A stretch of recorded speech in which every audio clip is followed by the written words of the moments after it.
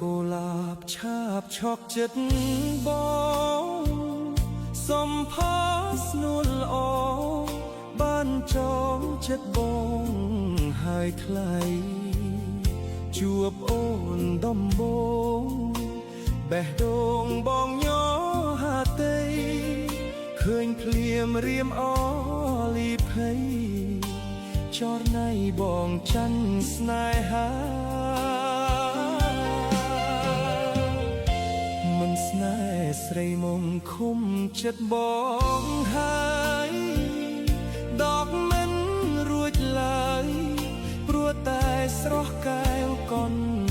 និថារូបរាងសែនសម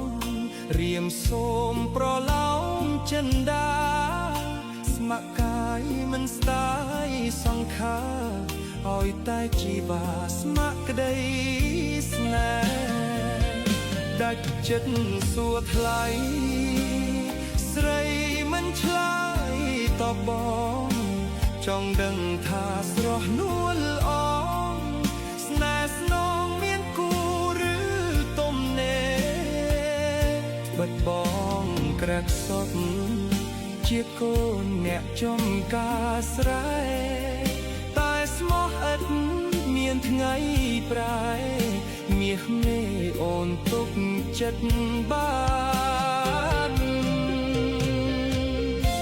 ចំរៀងស្នេហ៍ចាស់ផ្លាស់ទំនុកថ្មីផ្ញើជូនស្រស់ស្រីពិសីក្រនស្ដាប់កំសាន្តបងមិនដល់អូន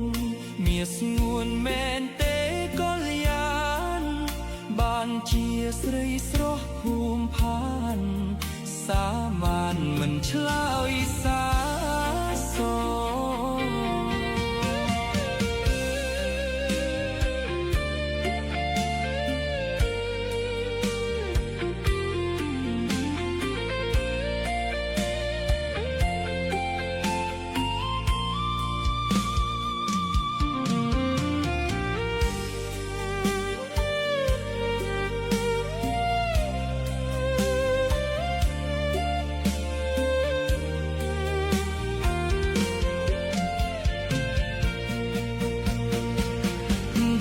ចិត្តសួរថ្លៃ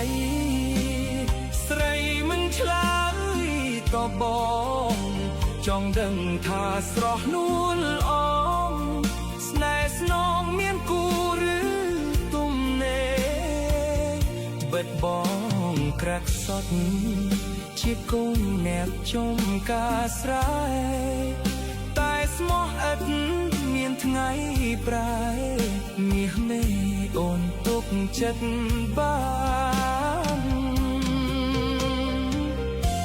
ចំរៀងស្នេហ៍ចាស់ផ្លាស់ទំនុកថ្មីផ្ញើជូនស្រស់ស្រីពិសីក្រនស្ដាប់កំសាន្តបងមិនដល់អូនមាសស្ងួនមែនទេកលយានបានជាស្រីស្រស់ភូមិផានសាមានមិនឆ្លើយសារស